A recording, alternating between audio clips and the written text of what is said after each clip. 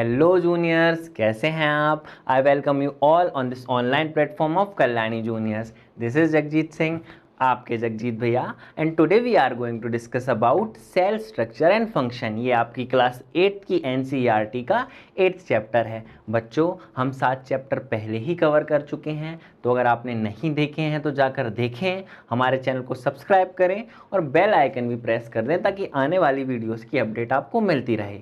तो अब cell structure and function में हम क्या क्या पढ़ने वाले हैं, तो हम जानेंगे कि सेल क्या होता है, सेल की डिस्कवरी कैसे हुई, सेल के डिफरेंट टाइप्स के कौन कौन से कंपोनेंट्स रहते हैं और उनके क्या क्या फंक्शंस रहते हैं, ये भी हम अपने इस सेशन में कवर करने वाले हैं। एंड एट द लास्ट हम लोग जानेंगे कि एनिमल सेल और प्लांट सेल में क्या डिफरेंस होता है। तो चलिए आगे बढ़ते हैं और सबसे पहले जानते हैं कि सेल क्या होता है।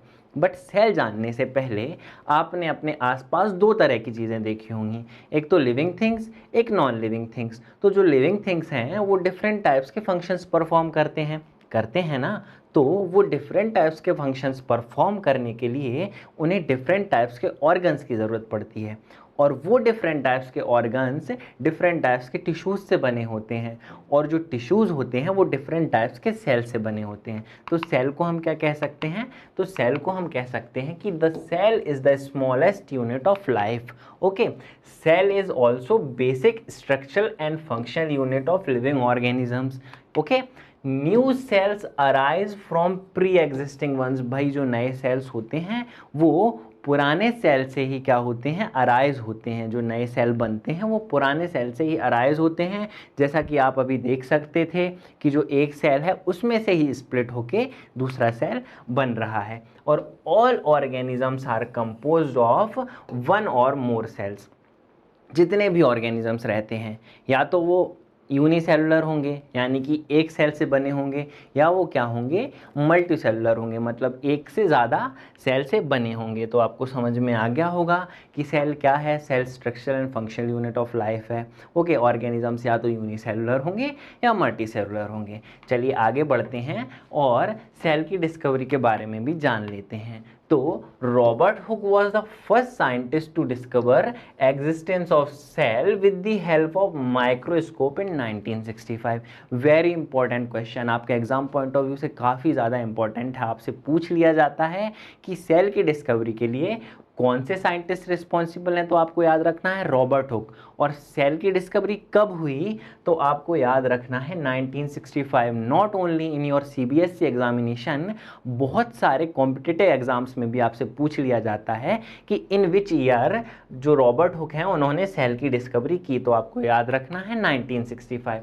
ही observe thin slices of cork under a microscope and saw honeycomb structure. भाई, उन्होंने माइक्रोस्कोप के अंदर क्या देखा?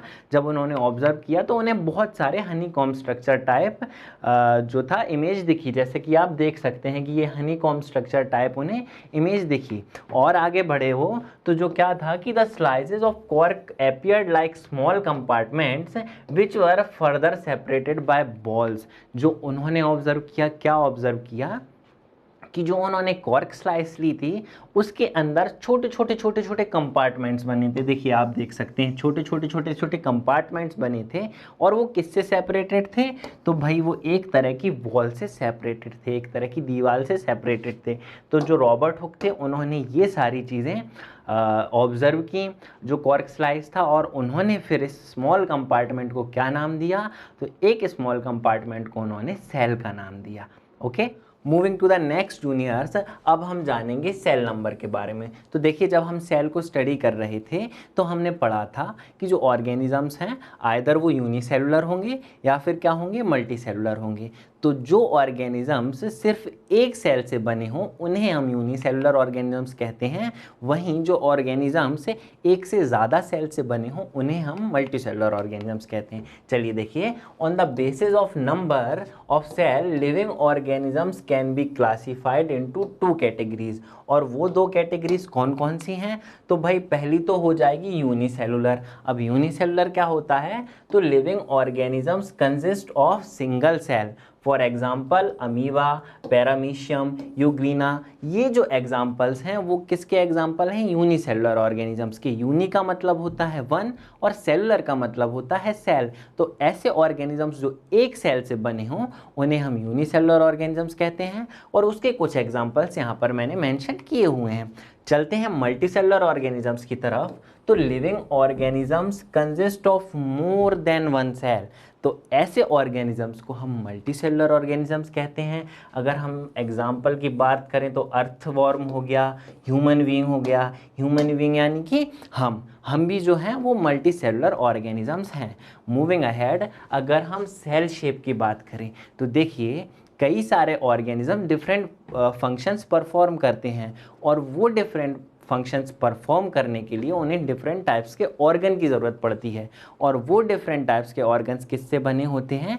तो डिफरेंट टाइप्स के सेल से मिलकर बने होते हैं। जब डिफरेंट टाइप्स के सेल से मिलकर बने होंगे तो सेल किस चीज़ में वेरी करेगा? तो भाई ऑब्वियस सी बात है कि अलग अलग साइज़ के अलग अलग सेल्स होंगे। तो देखिए यहाँ पर the shape of cell differ not only in different organisms but also in different organs of same organism. मतलब कि ये नहीं कह रहा है कि अलग अलग ऑर्गेनिज्म में ही अलग अलग तरह के सेल होंगे। भाई एक ऑर्गेनिज्म में भी अलग अलग तरह के सेल्स हो सकते हैं अलग अलग फंक्शंस परफॉर्म करने के लिए। और शेप में भी Oval, spherical, cuboidal, fibre like और पॉलीगोनल, मतलब शेप जो है वो इनमें से किसी भी तरह का हो सकता है। फॉर एग्जांपल आप यहाँ पर देख सकते हैं कि जो ये न्यूरॉन है इसका किस तरह का शेप है। ओके, ये आरबीसीज हैं, इसका किस तरह का शेप है? Spindle like.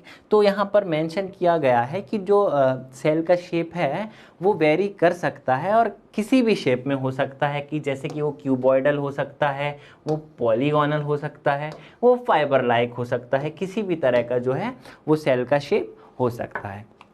Moving to the next, अब हम जानेंगे सेल के साइज के बारे में। ठीक है, तो the difference in size of organisms is due to the number of cells present in it. Okay, and the smallest cell PPLO, pleuro pneumonia like organism are called mycoplasma, is about 0.1 micron in diameter। अब देखिए यहाँ पर cell size के बारे में ये बता रहा है। तो सेल साइज में वेरी मोस्ट इंपॉर्टेंट क्वेश्चन आपके लिए आता है कि सबसे छोटा सेल कौन सा है। तो आपको ध्यान रखना है कि माइकोप्लाज्मा। 1 मार्कर में आपको ये क्वेश्चन बन सकता है। अगर हम आगे बढ़ें तो देखें हम कि the largest cell is a ostrich cell with 170 mm in diameter. अब देखिए आपसे ये भी पूछ लेता है कि लार्जेस्ट सेल जो है वो कौन सा होता है। तो आपको ये ध्यान रखना है कि ऑस्ट्रिच का एग होता है। यहाँ पर आप माइकोप्लाज्मा की फ़ोटो देख सकते हैं और यहाँ पर आप ऑस्ट्रिच के एग की फ़ोटो देख सकते हैं। देखिए इसका मतलब ये नहीं है कि जितना बड़ा ऑर्गेनिज्म होगा उसमें सेल का साइज़ उतना ही ज़्यादा होगा, ऐसा कुछ भी पर्टिकुलर नहीं है।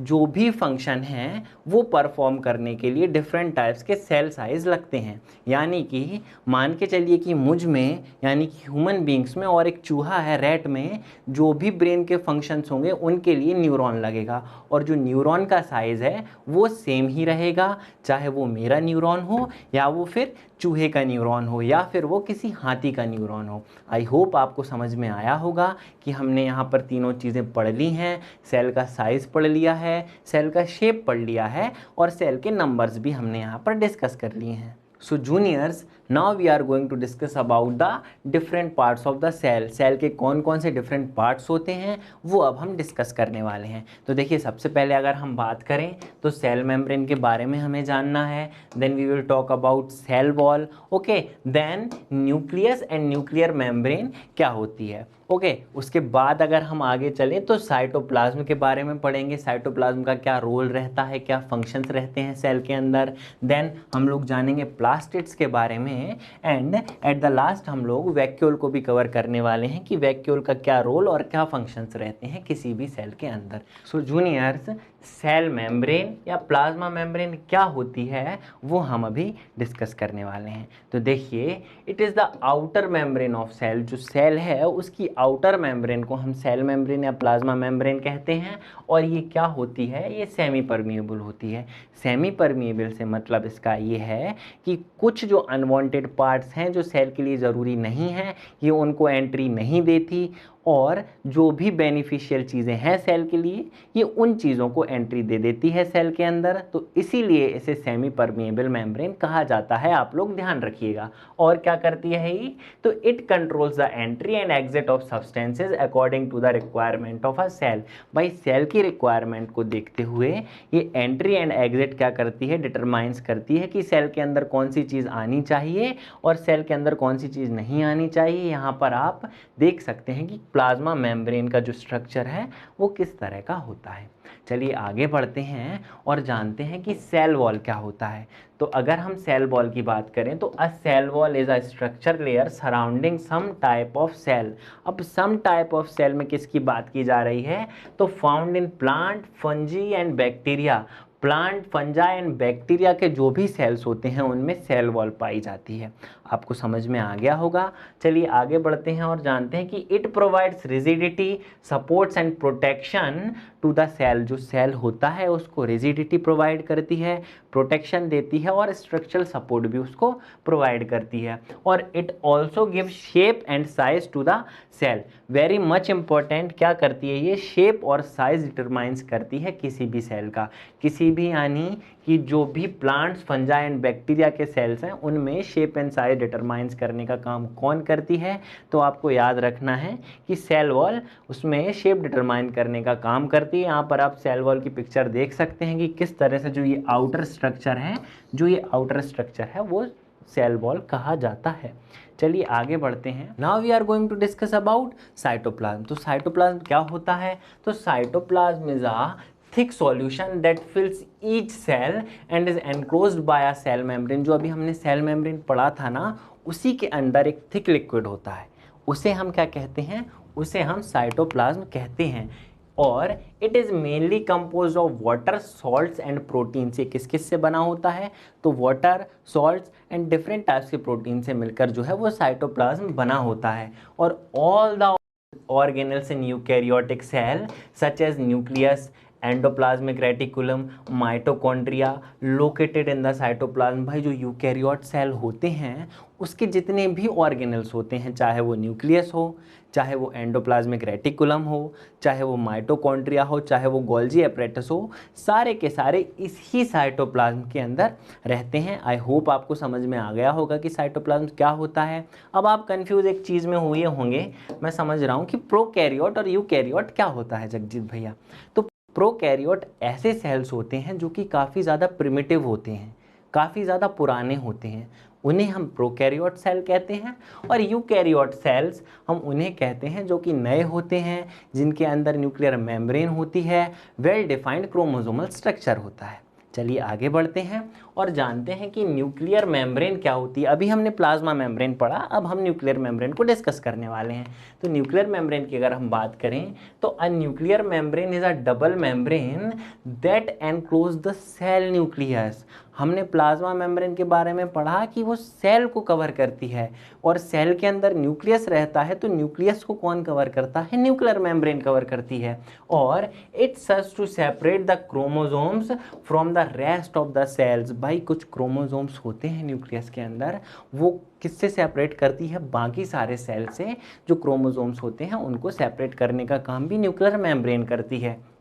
और यहाँ पर आप देखें कि the nuclear membrane includes an array of small holes or pores that permit the passage of certain materials such as nucleic acids and proteins between the nucleus and cytoplasm। देखिए ये भी वही काम कर रही है, ये भी परमिएबल है, सेमी परमिएबल है, और कुछ इम्पॉर्टेंट चीज़ें जो कि न्यूक्लियस के लिए काफ़ी ज़्यादा इम्पॉर्टेंट हैं उनकी एंट्री को परमिट करती है, और बाकी जो भी हजार्डस चीज़ें हैं उनकी एंट्री को क्या नहीं करती, परमिट नहीं करती।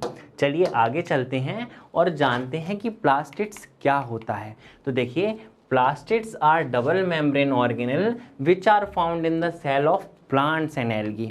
Okay, and plastids are responsible for manufacturing and storing of food. ये जो जनरली प्लास्टिड्स हैं वो किस में पाए जाते हैं, तो वो प्लांट सेल में पाए जाते हैं। और इनका फंक्शन क्या रहता है, तो ये क्या करते हैं, स्टोर फूड करते हैं, और मैन्युफैक्चरिंग में भी, फूड की मैन्युफैक्चरिंग में भी काफ़ी ज़्यादा इम्पोर्टेंट रोल प्ले करते हैं। देखिए These often contain pigments that are used in photosynthesis in different types of pigments that can be change the color of the cell। भाई ये क्या कंटेन करते हैं, तो ये पिगमेंट भी एक तरह का पिगमेंट भी अपने अंदर कंटेन करते हैं, जो कि कहाँ यूज़ होता है, जो कि फोटोसिंथेसिस में यूज़ होता है, जिसका हम नाम क्या दे सकते हैं, जिसको हम क्लोरोफिल बोल सकते हैं, क्लोरोप्लास्ट बोल सकते हैं। ठीक है, आपको समझ में आ गया होगा कि प्लास्टिड का रोल क्या रहता है सेल में, और जनरली ये प्लांट सेल में पाए जाते हैं। आगे बढ़ते हैं, last but not least, vacuoles क्या होते हैं। भाई काफ़ी ज़्यादा इंपॉर्टेंट आपके लिए मैं बताऊंगा वैक्यूल्स, क्योंकि वैक्यूल्स को ही लेकर प्लांट सेल और एनिमल सेल में डिफरेंस पूछ लिया जाता है। तो यहाँ पर आप देख सकते हैं कि ये जो पूरा सेल है और इसके अंदर जो भी एम्प्टी स्पेस है वो क्या है, वो वैक्यूल है। और वैक्यूल कहाँ कहाँ यूज़ होता है, तो कई सारी चीज़ें स्टोर करने में वैक्यूल का इस्तेमाल होता है। तो देखिए, vacuoles are membrane bound sacs within the cytoplasm of a cell that function in several different ways। वो different ways क्या क्या होते हैं, तो in mature plants cell vacuoles tend to a very large and extremely important in providing structural support। भाई जो mature plant cells होते हैं उनमें vacuoles काफ़ी ज़्यादा large होते हैं और वो क्या करते हैं, वो सेल को एक structural support provide करते हैं। और क्या करते हैं, serving function such as storage, waste disposal, protection and growth. और क्या क्या करते हैं भाई, तो वो स्टोरेज में काफ़ी ज़्यादा यूज़फुल होते हैं, वेस्ट को डिस्पोज करने में भी काफ़ी ज़्यादा यूज़फुल होते हैं, और जो भी सेल है उसके प्रोटेक्शन एंड ग्रोथ में भी एक मेजर रोल प्ले करते हैं वैक्यूल्स। तो यहाँ पर हमने जितनी भी पार्ट्स होते हैं सेल्स के उन सब के बारे में पढ़ा। चलिए अब हम एनिमल सेल और प्लांट सेल के बीच डिफरेंस भी जान लेते हैं। पर एक नज़र में आप देख लीजिए कि किस तरह से एनिमल और प्लांट सेल जो हैं वो दिखते हैं, डिफरेंशिएट होते हैं। ठीक है, तो आइए जूनियर्स अब हम प्लांट सेल और एनिमल सेल के बीच भी डिफरेंस जान लेते हैं कि इन दोनों के बीच भी क्या डिफरेंस होता है। तो देखिए, plant cells are larger as compare to animal cells. जो प्लांट सेल्स होते हैं वो एनिमल सेल से कहीं ज़्यादा बड़े होते हैं अगर हम साइज़ की बात करें तो। वहीं जो एनिमल सेल होते हैं वो कंपेरेटिवली काफ़ी ज़्यादा छोटे होते हैं प्लांट सेल से। अगर हम दूसरे पॉइंट की बात करें तो cell wall is present in plant cells और एनिमल सेल्स में सेल वॉल प्रेजेंट नहीं होती। आपको ये ध्यान रखना है। आपको ये भी ध्यान रखना है कि जो प्लांट सेल होते हैं उनमें प्लास्टिड्स प्रेजेंट रहते हैं। प्लास्टिड्स यानी कि वो जो क्लोरोप्लास्ट कंटेन करते हैं, जो कि फोटोसिंथेसिस के लिए काफ़ी ज़्यादा यूज़फुल रहता है। एज वी नो दैट जो एनिमल्स हैं वो फोटोसिंथेसिस की प्रोसेस को परफॉर्म नहीं करते, तो हमें ध्यान रखना है कि इसमें क्या नहीं होते, इसमें प्लास्टिड्स भी नहीं होते। देखिए, सेंट्रोजोम प्रेजेंट नहीं होते प्लांट सेल में, वहीं एनिमल सेल की बात करें तो सेंट्रोजोम इसमें प्रेजेंट होते हैं। और last but not least, having larger vacuoles. देखिए, मैंने आपको बताया था ना जब हमने वैक्यूल पढ़ा था, जो प्लांट सेल होते हैं उनमें जो वैक्यूल का साइज होता है वो काफ़ी ज़्यादा बड़ा होता है। अगर हम बात करें एनिमल सेल्स की तो इसमें जो वैक्यूल का साइज होता है वो काफ़ी ज़्यादा छोटा होता है। तो देखिए, हमने अपने इस सेशन में जाना कि जो एनिमल सेल और प्लांट सेल हैं उनमें डिफरेंस क्या रहता है। हमने सेल के बारे में भी पढ़ा, मल्टी सेलुलर यूनिसेलुलर ऑर्गेनिजम्स भी जाने हमने, प्रोकैरियोट यूकैरियोट भी जाने। तो सेल के बारे में हमने सारी पॉसिबल चीज़ें अपने इस सेशन में कवर कर ली हैं, जो कि आपकी NCERT के हिसाब से बिल्कुल परफेक्टली मेंशन्ड हैं। मैं उम्मीद करता हूं कि आपको हमारा ये सेशन अच्छा लगा होगा। अगर आपको कोई डाउट आता है तो कमेंट बॉक्स में कमेंट ड्रॉप करें। मिलते हैं अगले लेक्चर में, तब तक के लिए जय हिंद।